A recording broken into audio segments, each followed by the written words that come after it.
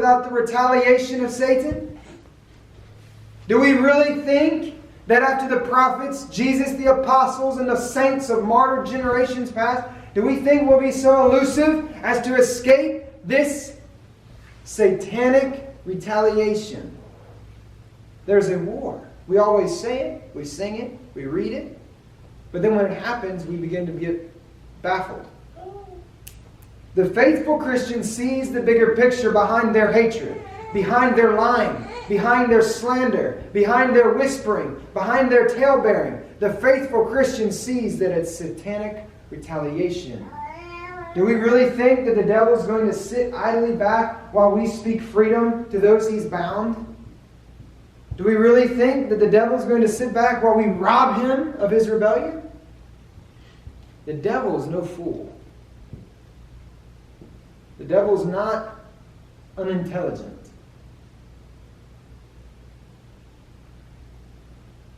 So, how does Satan go about orchestrating an offense to war against the truth? Well, as Solomon said, there's nothing new under the sun. There's nothing new under the sun.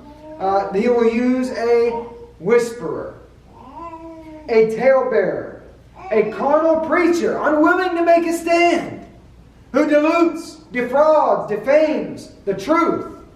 That way, when it's spoken of, those who are so gullible as to believe the carnal preacher thinks the man's lying, or thinks that he's a Pharisee. So, we have Satan's servants in God's pulpit. We have agents of the devil infiltrated into the church, unwilling. Now, be it known, these servants that I'm speaking of are not knowingly serving the devil. But you know who they're serving is himself. The number one law in the book of the devil is do what thou wilt. And that's the root of this. It's humanism. It's self-appraisal, the exaltation. Mormonism, Catholicism. It all involves the exaltation of man. Mormonism ends up, you get a planet to yourself, you have a ton of virgins, and you just populate a planet. Catholicism, they venerate men. They worship men. They worship the creation rather than the Creator who is forever blessed. So that's what the devil will use. He'll use the love of praise and the fear of man. And we have Satan's servants in God's pulpits, and this is only tolerated because the consciences of men and women have become so defiled, so as to not hear the voice of the Holy Spirit in the midst of this. There's a vision that I heard this week by Pastor Dana of Coverstone Short Church. And he saw a vision of a valley. And in that valley was a pack of wolves sleeping. And these wolves were black. They had long fur. They were asleep. And all of a sudden this black figure appeared. All black, no face, no race, no ethnicity, just black. And it had a whip in his hand. And at the end of the whip was a bolt. And he came up to the wolves and he began to beat the wolves. One by one, he would beat the wolves. Every single one of them. The more that he beat the wolves, the more angry they became. They were growling. They were gnashing at each other, but they were not attacking the man who was beating them. Eventually, these wolves get so mad, and the more he hits them, their eyes begin to turn LED red. Red lights. The more he hit them, the brighter it got. Eventually, these wolves circle this black figure. The black figure stops. He points out and he does a full 360. All around. He said, go into the cities. The wolves take off in a frenzy. They're gnashing on each other. They're running. It's chaotic. And they're going into the cities. Then Dana goes in this vision and he's in a church. And he's beholding the church. There's multitudes in the pulpit. Multitudes. But a majority, and I say most, are in the back. And he said they seem to be distracted. They seem to be sleeping. They seem to be uninterested. They seem to just be asleep. But there was a small group at the front of this church who were saying amen to the preacher. He said the preacher was preaching the truth of God's word and preaching it strong and hard. And there was a small, very small group at the front saying, amen, preacher. Standing, and they were praying and they were kneeling at the altar. And he said he went to another church. He saw the same scene. Multitudes in the pulpits. Majority are in the back, distracted, uninterested, staying silent in the sermons. But another small group in the front. And so it was in every church that he went. Then all of a sudden the wolves began to come down the aisles of the church. They began to sneak through the pews. The people in the back didn't even realize they had come into the church. The majority of the people in the back of the church didn't even realize the wolves had crept in. And the wolves nestled up next to those in the back. They began to move around. And the more the wolves would move around, the more the people in the back would get irritated. And the more they moved, their eyes, like the wolves, became bright red. Like an LED light. And the wolves were irritating those in the back. And eventually all of the eyes and the people in the back and the wolves were red. And the people in the back began to cry out to the preacher preaching God's truth and said, "Shut up! We don't want to hear it anymore. Be quiet." Because the enemy had gotten in. They didn't even know it because they were uninterested. They were distracted. The enemy had already come in. The wolves had entered the church and were rubbing and irritated them so much they didn't want to hear the truth anymore. They said, "Shut up, preacher." And they were rioting now in the back. But the front was still praying with the preacher. Still amening. Still standing with the preacher for God's truth. Then these wolves go to the front. Right up here to the front. They began to bite the preacher's legs. He'd kick them off. They began to attack at the preacher. Eventually, he said the scene progresses. And you have a bloodied preacher. But he's still preaching the truth. Eventually, he's barely hanging on to the pulpit. But he's still preaching the truth. He said he began to watch. These wolves were tearing the preachers and the people at the front to shreds. Because they would not relent of the truth. And then he said he saw a gavel come down. And the countenance of the judge was fierce and angry and maniacal. And he said, "Stop preaching the truth. Stop preaching God's word. You have the wolves attacking. You have the judge slamming down." And he said he woke up. This was this year. He had this vision. There is a cost to standing for the truth of God's word. There is a cost when we actually stand. When we are not willing, like Shadrach, Meshach, and Abednego, in the face of fire, we are unwilling, O King, to answer thee in this matter. We will not bow our knee to your God. David knew this adversity well. King David knew this adversity. The psalmist wrote in Psalm 3, verse 1, "Lord, how are they increased that trouble me? Many are they that rise up against me." Many are they that rise up against me. Elijah knew this when he fled from Jezebel. He said, "Lord, there's none left but me, and they seek my life."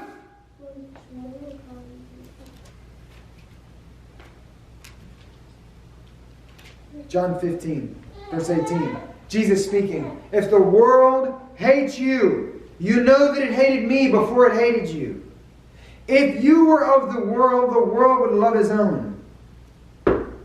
But because you are not of the world, but I have chosen you out of the world, therefore the world hates you."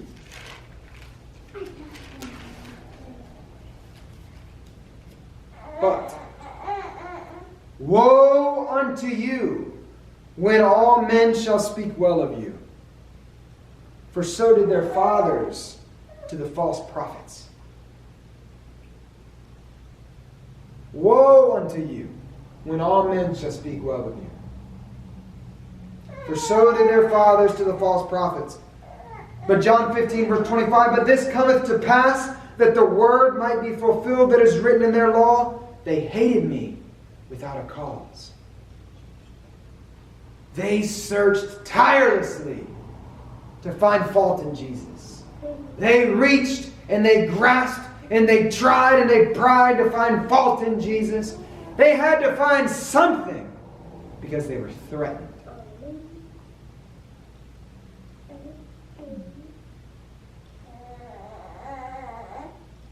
Guilt, jealousy, and carnality.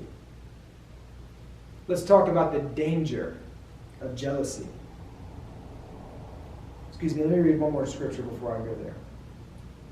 "For without cause they hid for me their net in a pit, which without cause they have digged for my soul. Stand for the truth and you'll see. Stand for the truth and you'll see the oppression, the opposition of the devil. Let's talk about the danger of jealousy. The very God the Pharisees thought they were serving, Jesus incarnate in the flesh, the very God they thought they were serving, they ended up calling to be of Beelzebub. Because they were blinded by jealousy and pride and guilt by what he said. You talk about the danger of jealousy. How many of us can't see past our own pride and self-interest to begin to try things as they are?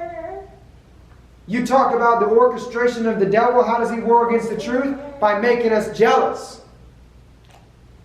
By making us prideful.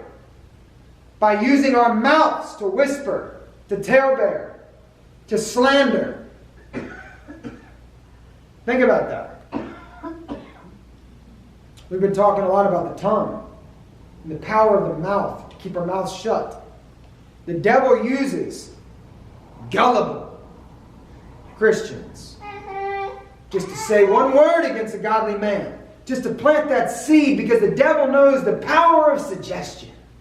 Doesn't even have to be true. God's word is true. But if he has enough gullible people speaking it enough, it's the power of suggestion.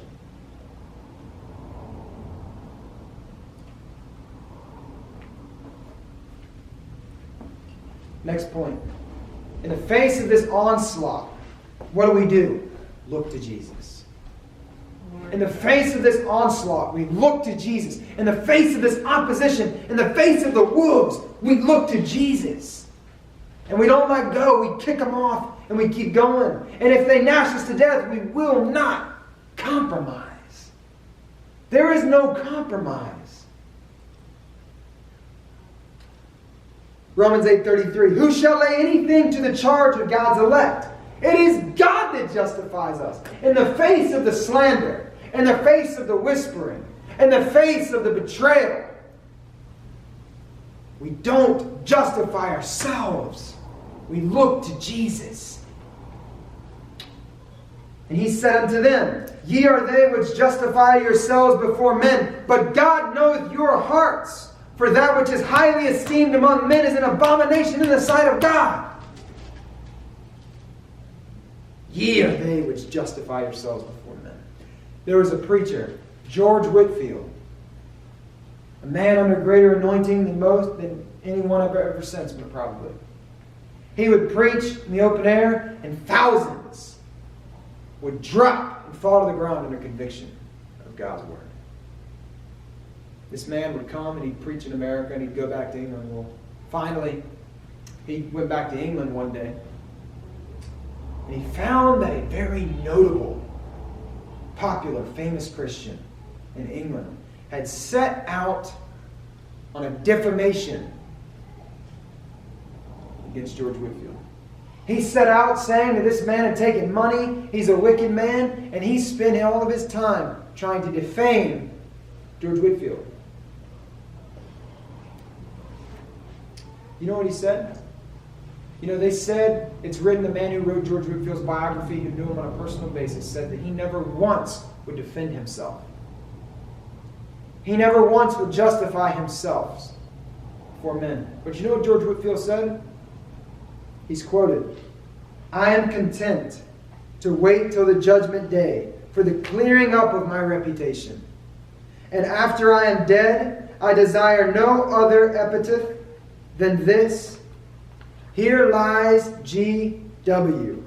What sort of man he was, the great day will discover. Men of God, Jesus does not dare give in to the orchestration of Satan when he goes to slander our names. But they stand and they look to Jesus because it's God who justifies us. What can man do? Does man hold our souls? Did man form us in the belly of our mother before we were even in the womb? God called us. Because if he called us after we were in the womb, I don't think he'd call us. But He called us before we were in the womb. It says He knew you before He saw our substance before we were in the womb, the Scriptures say.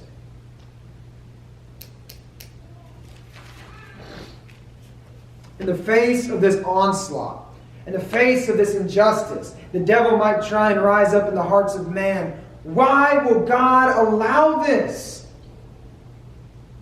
Why would God allow such great men to go through it?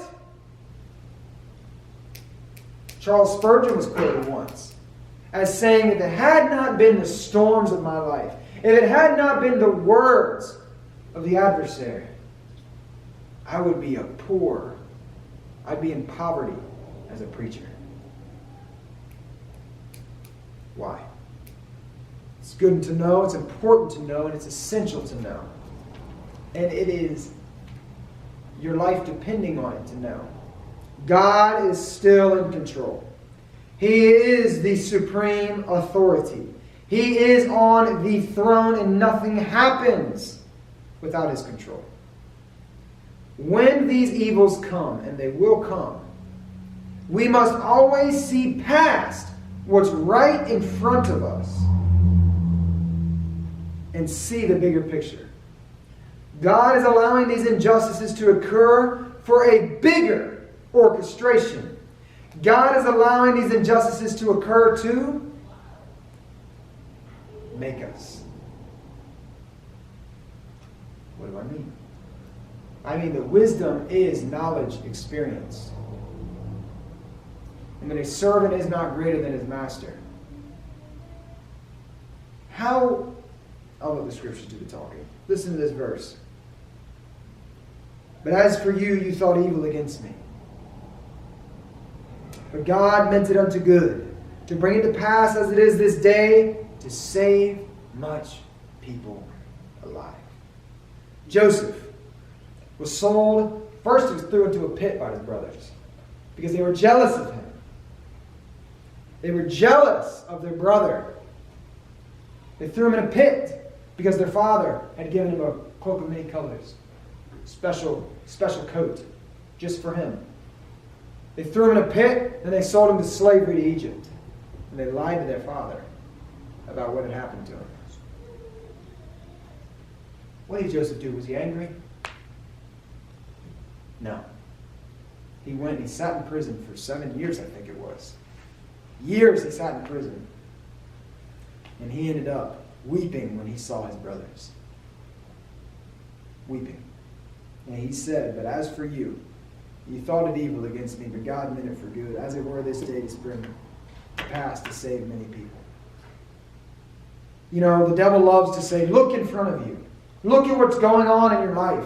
Look at what's happening to you. You think God is with you? You hear the voice of Nebuchadnezzar? Where's your God to deliver you? You hear his voice? When we experience God, I want you guys to think about this. When we experience God, the Bible is no longer our source for just doctrine or theology. But it becomes our survival. It's no longer just figuring out doctrine. It is our source, our survival, and there is no survival without it. It is our very life. After this encounter, it is no longer just the defense of doctrine or the theology of the church. After this encounter, it is the defense of souls. Why is the truth worth standing for? Because the truth sets captives free. The truth is eternal life. The truth is saving. Standing for the truth is standing for souls. It's standing for God. Now consider the effect that these injustices have. So we know how God uses them. We know why they happen as satanic retaliation. But let's consider the effect of these injustices in us. 2 Corinthians chapter 1, verse 4. Who comforteth us in all our tribulation,